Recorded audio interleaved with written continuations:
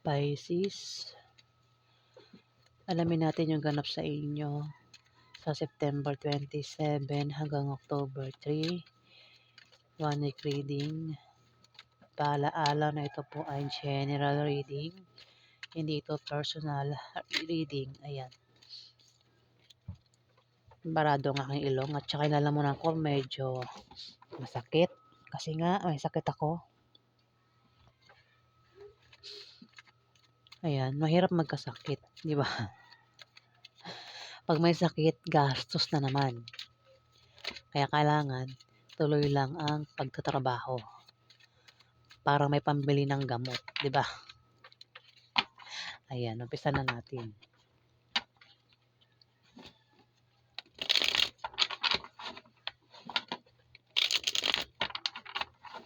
Ganap sa mga Pisces sa September 27 hanggang October 3.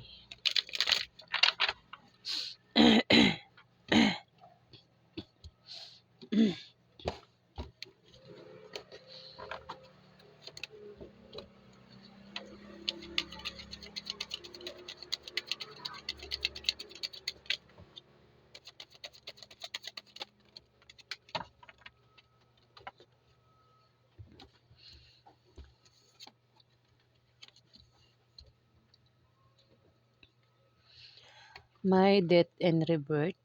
May ano raw, merong matatapos. Pero kung may matatapos, may ano, may magsisimula.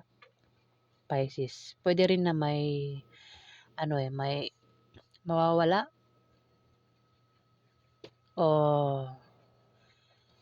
syempre pag may mawala, may darating, di ba? Nabublol ako. May pagkawala. May mawawala. Kung may mawala, may paparating. Pwede kung love life, magkahiwalay man kayo ng karelasyon mo, Pisces, may paparating na bagong love life. Kung ma-end of contract ka sa trabaho mo, meron na naman paparating na alok na bagong trabaho. At magkakaroon ka na naman ng bagong trabaho. Yan, Pisces. Ang kulit naman na. Wait lang.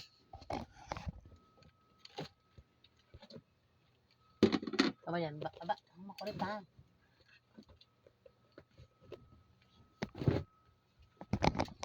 Kulit ng miming na to ah. Kulit ng pusa namin eh. Ayan, Pisces. Meron daw mawawala pero may paparating. May matatapos pero may ano. Ayan. Kasi death and rebirth. Pisces. Pwede naman na meron kang plano na pwedeng baguhin mo o kung naman yung inisip mo pwedeng baguhin mo sa 1 week na yan. Sumunod yung Seven of Pentacles. Meron kang plano na binubuo na mangyayari sa 1 week na yan. Pwede naman na meron kang negosyo, ipon, invest na makikita mo yung paglago sa 1 week na yan, Pisces. Kung ano naman yan, pwede rin ang iba sa inyo ay mahilig magtanim ng halaman, Ayan, lumalago yung mga halaman nyo, Pisces. Sumunod sa death eh. Death tapos sumunod yung Seven of Pentacles. Pwedeng matapos na yung itong pag-aantay. Pwedeng pag-aantay dito sa pinaghihirapan mo, Pisces. Ayan, maaaring makita mo na yung resulta sa 1 week na yan. Ako man yan, Pisces na nagbubunga raw ng maganda eh. Kung negosyo, makikita mo yung paglago sa 1 week na yan, Pisces. Kung pera nga, kung ipon, lumalago, dumadami. Kung i-invest, makikita mo yung invest mo, talagang lumalaki, di ba? Ayun halaman siya eh. Halaman, makikita mo yung paglago. Tumutubo siya ng pera Pisces. Pwede rin naman, na meron kang planong binubuo diyan sa utak mo na mangyayari sa 1 week na 'yan. May mga taong nag-try daw sa'yo, nanakit sa'yo, Pisces, pinagtaksilan ka, ginawan ka ng masama o puwedeng nakaranas ka ng krisis, pagsubok, kung ano man yang mga naranasan mo, puwedeng hindi ka naka-move on sa isang tao. Ayan, meron kang pinagdaanan daw, eh. Meron kang, kumbaga 'di ba 'pag may problema ang isang tao nasa dilim, dito may pagbangon na rito, ayan nasa liwanag ka na rito, Pisces, oh. Ayan, kumbaga kung sa pag-ibig nasaktan ka, makaka-move on ka na rito sa 1 week na 'yan, Pisces. Kung ikaw naman nakaranas ng krisis, kung ano man 'yang naranasan mo, ayan, may pagbangon na rito, Pisces. Kung may mga nanakit sa'yo, ayan. Kumbaga yung feelings na, kumbaga sinaktan yung feelings mo, eh. Puwede rin paghilom, kung may sakit, Pisces, ayan, may gagaling. Puwede ikaw kung member ng pamilya niyo may paggaling, ayan, Pisces. Kasi wala na yung mga swords dito. Kung nandiyan pa yung mga swords sa likod mo, ayan, mangyayari pa lang yun. Eh, wala na yung mga swords, eh. Pagbangon na yan. Mukhang nakaalis ka na o makakaalis ka na kung nangyayari na sa ngayon yung pinoproblema mo. Ayan, pasensya na ako sa mga salita ko kung hindi buo. Kasi kagigising ko lang at may sakit pa ako. Kaya na mag-adjust.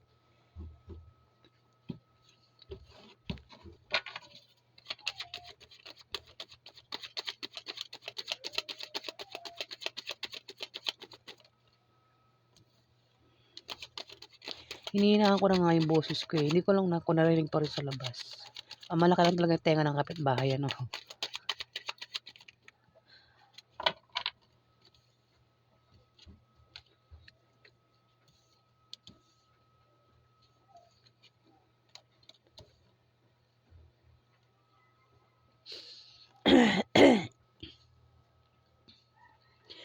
Hirap magkasakit.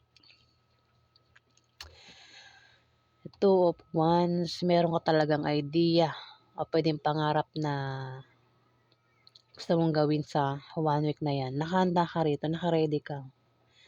Puwede nga iba sa inyo nagpaplanong pumunta ng ibang bansa, puwedeng balak niyong mamasyal, magbakasyon, mag-out of town, puwedeng mag-apply ng trabaho, Pisces, lumipat ng bahay, Pisces. Ayan, pag-travel at nakahanda kayo dito, Pisces. Puwede rin naman baka nagbabalak kayong alisan ng isang tao, kung sino man yung puwedeng alisan niyo, kaya dito parang nagbabalak kayong, kasi sumunod sa 10 of Swords, eh. Ayan, Pisces. Meron daw kayong binabalak dito na pag-travel. Ayan, mukhang gagawin niyo nga 'yan, 'no.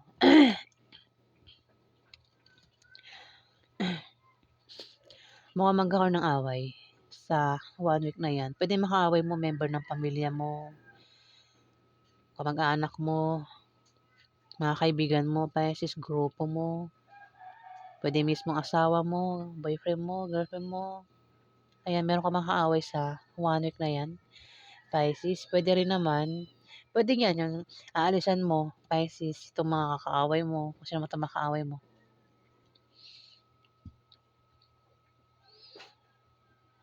O sila yung aalis sa'yo, ayan, Pisces. Puwede rin naman na ito ay hadlang, may mga hadlang dito para hindi mo magawa yung puwedeng gusto mong, wait lang. Meron kang mga balak diyan o plano, yun, puwede nga, puwede, oo. Meron kang idea o pangarap na gustong gawin kaya may pag-travel ka rito, yun nga lang may hadlang dito, Pisces, oh. Yung hadlang, hahadlangan ka para hindi mo magawa yung balak mo o yung para hindi mo maabot yung pangarap mo dito, Pisces, kasi may hadlang dito. Ayan, at maaaring magkaroon ng away sa 1 week na yan, Pisces.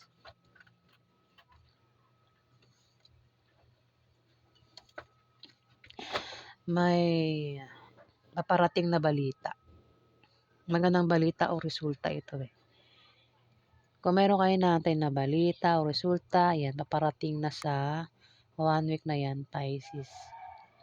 Pwedeng resulta ng trabaho na pinasukan, na-applyan mo. O, resulta, kung naman yan, ikaw lang nakakalam. Paparating na sa 1 week na yan.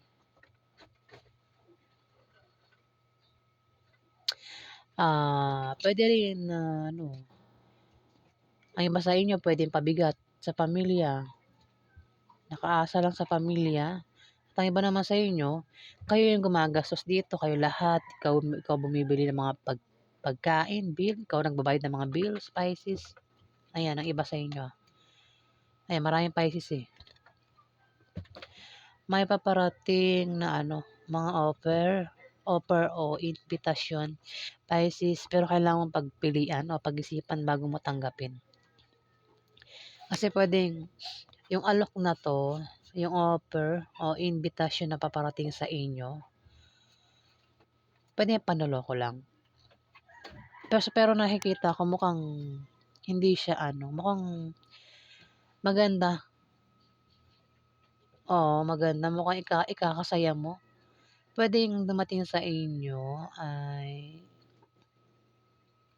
pwedeng nag-apply na kayo ng trabaho at malaman mo na yung resulta. Pwedeng malaman mo na tanggap ka na sa in-applyan mo. Pisces, kung nag-apply ka. Ayan. Kung ito'y offer na naman, kasi tumapat yung 7 of Pentacles, pwedeng mag-offer na, baka operan ka na mag-invest dito, Pisces. Ingat ka lang. Kung hindi ka pa umano ng mga invest, Pisces, ingat ka, baka alokin ka ng pwedeng invest nga patungkol sa kaperahan eh. Yung alok. Pwede rin invitasyon na. Kung ano man yung paparating sa inyo, alok o invitasyon. Patungkol sa pera eh. Bago mo raw tanggapin, pag-isipan mong mabuti. Bago mo tanggapin. Pisces, ingat ka sa kasi pwedeng maloko ka. May manloloko dito eh, Pisces. Pwede yung, ayan, di ba? Sabi ko nga, pwedeng invest, alokan ka mag-invest. Yung pala, scam pala yung invest na yun.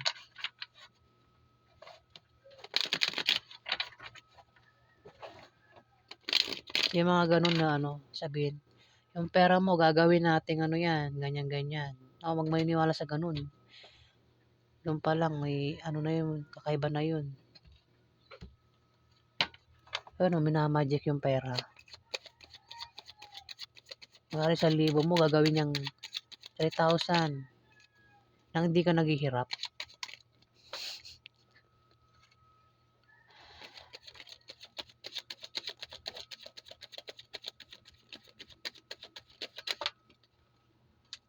Ay, layo ng binagsakan ng Wait lang. Ayan, ang layo na binagsakan na itong isang card.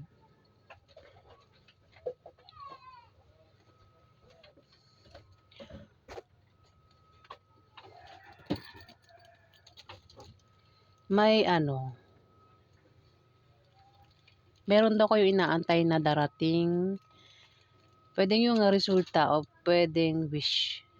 Meron ka bang wish dyan? Maring magkatotoo daw yung wish mo sa 1 week na yan, Pisces. Pwede rin naman na may pagdiriwang na paparating. Pwedeng selebrasyon, kasiyahan na maring patungkol sa'yo. Kung kayo pa yung patungkol. Hindi lang ikaw, kundi 3 kayo ang nag-aantay dito, Pisces. Kung may sakit, ayan, may pagaling, physical man o emotional, Pisces. Kung may mga tao na nakit sa'yo, ayan, may paghihilo, may pagaling dito, Pisces. Physical man daw o emotional. May taong nanakit sa'yo dito. Pwede nangyari na, mangyayari pa lang, Pisces. Pwede naman na hindi yan isang tao na nakit sa'yo. Pwedeng kabiguan ito eh. kabiguan sa mga balak mong gawin, Pisces. Three of Swords. Nasaktan ka rito o masasaktan ka pa lang sa 1 week na yan, Pisces. Three of Swords eh. Three of Swords. Pwedeng tumapat yung Two of Wands. Meron kang idea, plano, pangarap na gusto mong gawin sa 1 week na yan. Mukhang mabibigo ka, Pisces, at masasaktan ka dito sa 1 week na yan. Wait lang.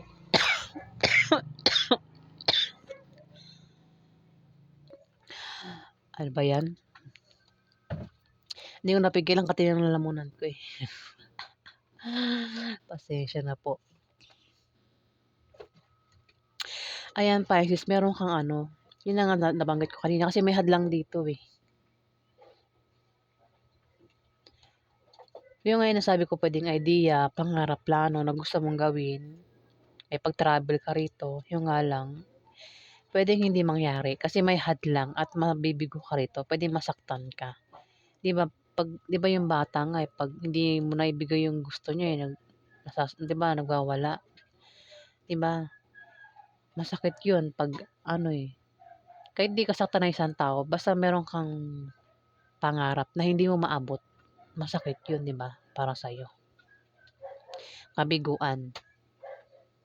At hindi ka raw makaka-move on diyan sa 1 week na 'yan. Kung hindi niyo pa nararanasan, Pisces. Pero kung naranasan niyo na, ayan, mukhang hindi pa rin kasi ano eh, tatower eh. Bago pa lang ito, Pisces. Bago pa lang ito. Pwede rin balak mong alisan ng isang tao na nanakit sa'yo, sinaktan ka, binigo ka, pinagtaksilan ka, Pisces.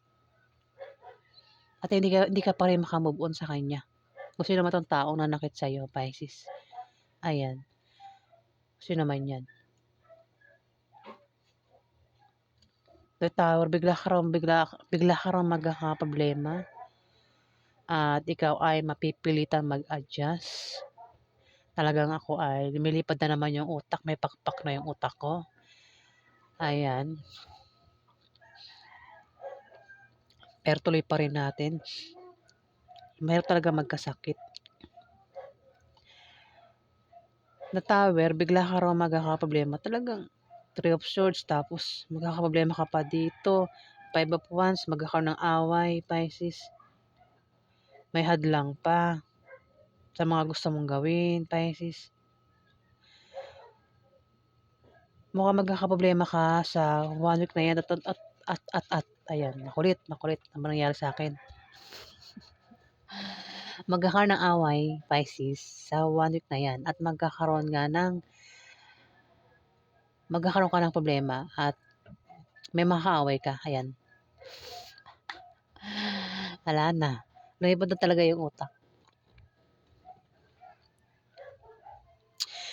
Biglaan itong problema. Hindi mo inaasahan, Pisces.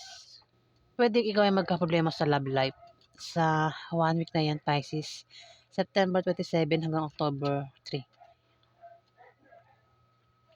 Love life, oo. Nakikita ko dito, love life. Kabiguan ito eh. May taong mananakit sa'yo dito. Pwedeng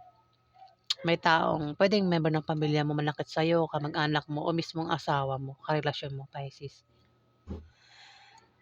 At magkakaroon ka ng away. Plano na hindi mangyayari kasi may hadlang, Pisces. Plano, idea, pangarap na hindi mangyayari, may hadlang nga, Pisces. Mukhang mangyayari pa lang ito. Kasi wala akong nakitang sun dito. Kung may sun, pwede makalis ka na eh. Mangyayari pa lang ito, Pisces. Maraming Pisces, bahala na kayong tamaan dito o hindi. Hindi naman, porque sinabi kong Pisces, ikaw na yan eh. Maraming Pisces. Ayan. Sino po ang ganap sa inyo mga Pisces sa 1 week na yan? Kayo daw po ay bigla magkakaproblema, maaari sa love life o sa pamilya nyo. At magkakaroon nga ng away, Pisces. Ayan, kung gusto nyo aking reading, huwag kalimutan mag-like at mag-subscribe. At sa mga subscriber po, maraming salamat po. Salamat din po sa mga bumabalik at mga wait lang. Parang ayoko na. At maraming salamat din po sa mga nanonood ng mga ads. Ayan, salamat po guys. Salamat po.